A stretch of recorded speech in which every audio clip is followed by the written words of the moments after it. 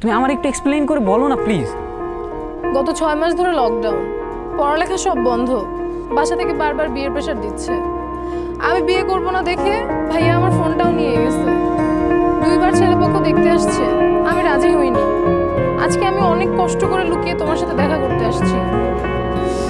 তুমি কি বলতেছো? বিয়ে হয়ে যাবে মানে? আমার তো মাথা কাজ করতেছে না। আমি কি করবো আমার বল। আমি তোমার বাসায় গিয়ে কথা বলবো? তুমি কি কথা বলবা? তুমি এখন স্টুডেন্ট। তাহলে আমি কি করবো? আমি তো কিছু বুঝতেছি না। আমার কি করার আছে আর?